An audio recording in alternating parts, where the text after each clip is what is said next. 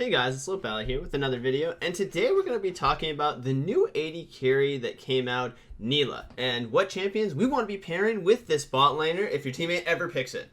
So we're going to kind of go over, Nilah herself, and then I'm going to be suggesting in order kind of my top 5 characters that I feel like are really good pairings for Nilah, whether it's been from experience or just theorizing what I think is going to be powerful. So let's just kind of jump right into it really and get into the bread and butter. Warning, warning, warning.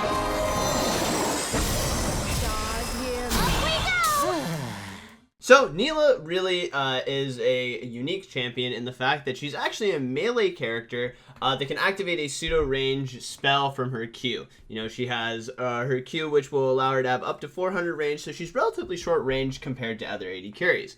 But what really makes this character overpowered and kind of almost landscape changes is the fact that her passive. It has 2 parts to it. Remember that whenever she gets shielded or healed, her partner gets that shield or heal, and this is going to be the majority of the mechanic that kind of amplifies and makes us go towards certain characters for her that we'll be talking about later. And then also she reduces the EXP deficit that you take when you're in a duo lane when she's last hitting. So pressure is really important because she does need to be last hitting, but when she's hitting EXP breakpoints that no one else in the can come even close to, and because of this what makes her kind of super overpowered. If any of you guys have been around long like I have, this character is very akin to the Mordekaiser ADC that used to come out and hit level 6 and steal dragons and basically terrorize the entire game.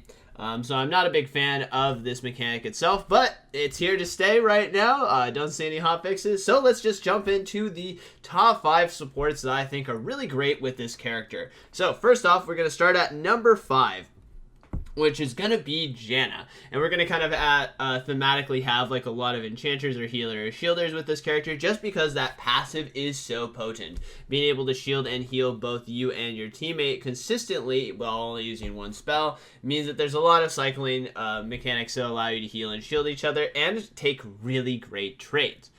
So Janna comes in at number 5 because, she has a really great shield mechanic, and that's really super good for any AD carry that wants to play aggressively. Plus, she can actually play really aggressively too because she has a lot of CC and setup. Usually one of the biggest problems that shorter ranged AD carries are getting kited. And actually, Janna really offers a lot of lockdown for an enchanter for the majority of this situation because of the fact that she has slows, knockups, and you can even opt into Glacial too if you're really wanting to stick on those targets and score those kills. Plus, on top of that, because she can shield and amplify a lot of extra damage for our AD carry, it means that there is just a lot of front-loaded power that this lane duo can put on. Plus, you can play really aggressively and also deflect ganks. And once you start getting control of the lane, it's really, really easy to maintain it as this character with Nilah because of the fact that you'll usually have an EXP lead. So things like just tornadoing the wave at level 1 and just getting that push going super early that no real enchanter can match means that once you start hitting level 2 and level 3, it'll be really hard for the enemy lane to contest because you'll just have a lot more experience over them, which kind of translates into gold, which is kind of the equivalency of killing people even if you aren't actually scoring any kills in the lane. Big fan of this combo. I think that there's a lot of damage amplification and CC lockdown. You can probably score kills pretty early on, especially like from level 3 onward. And even if you can't score kills, just having that pressure in lane to push people away and make sure that you're not getting poked or harassed really, really, really adds to this character. And that's thematically what we want to see with Nilah, is being able to apply some pressure while also being a strong enchanter. So next, we're going to move into number 4, which is going to also be a shield-like archetype character, which is going to be Lulu. A lot of what I really like about Lulu, a little bit more than Janna, is just the synergy at level 6.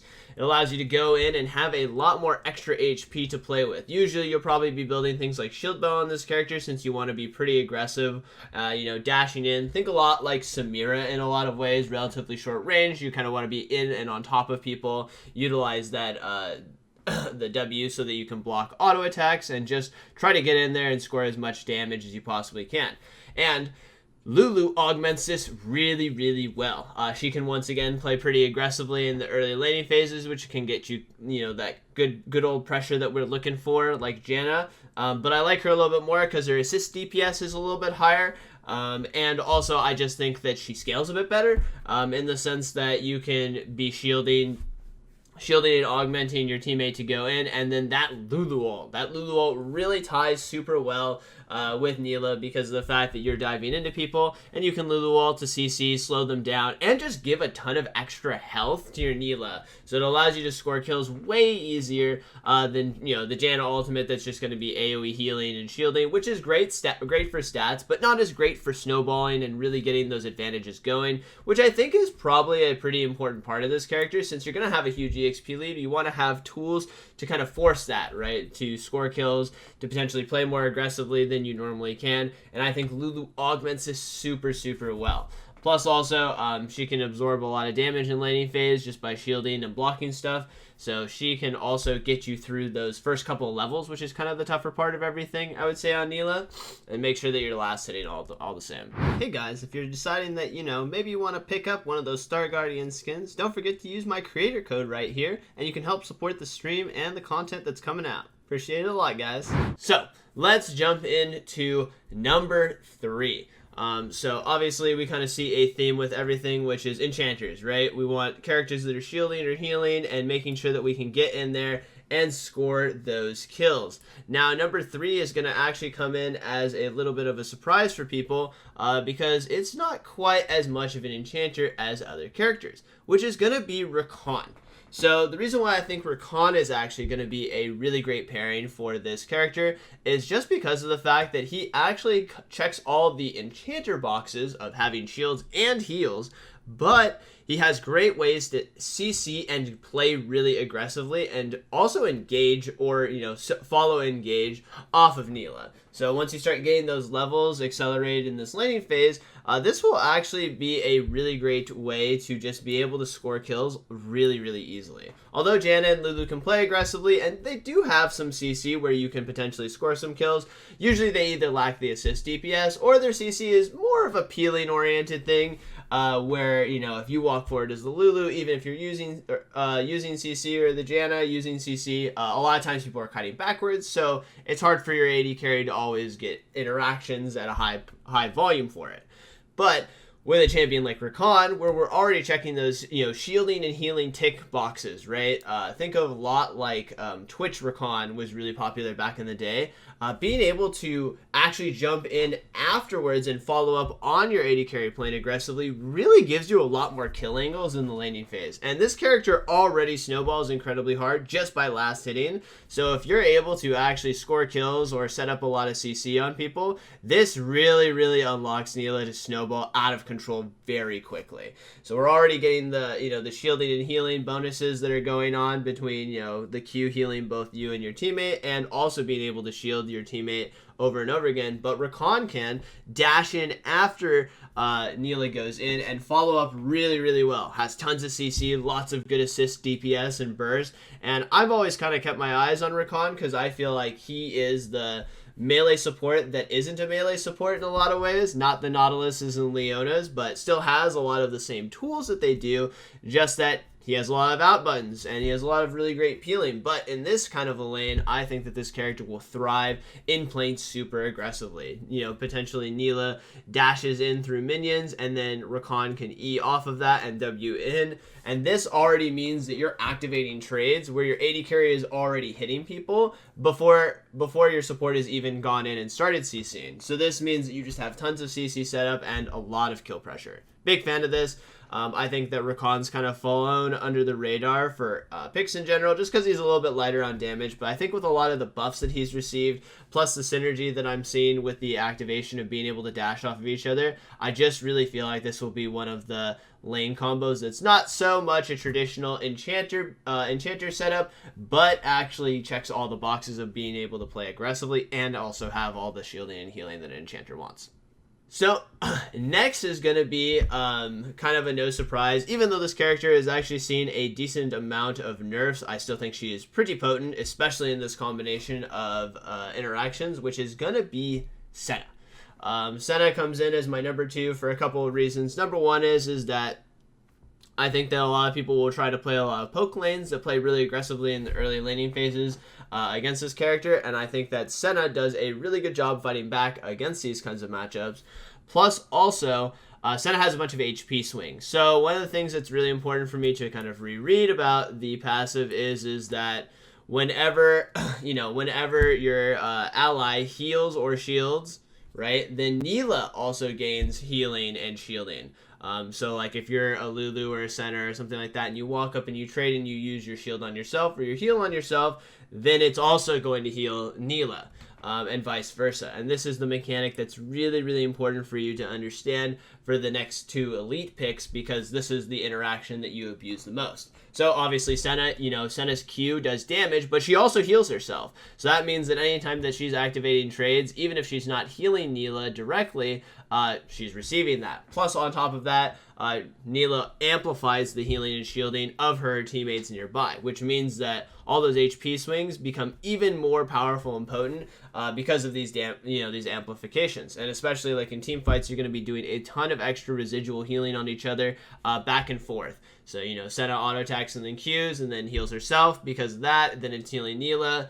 And then maybe even potentially in some of the trading scenarios, Senna is low on HP and she's queuing through Nilah. And so Nilah is receiving a heal.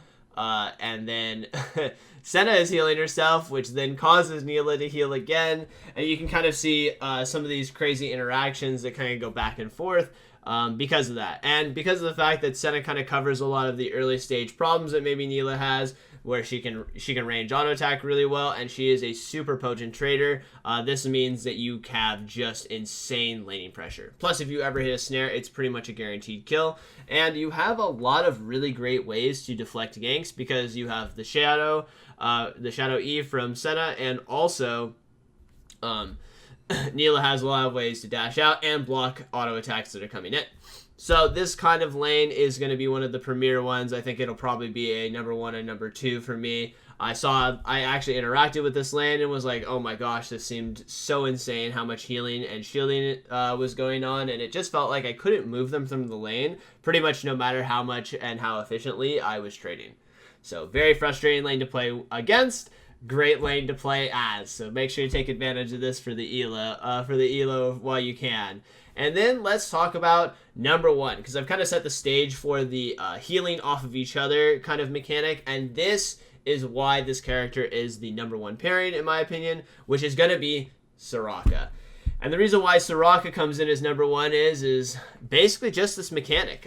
Because of the fact that anytime that Soraka is healing someone, she's using health as a resource most of the time, right? And even if she isn't, when she finally has her W maxed out, this is really where the interaction gets probably just broken, in my opinion.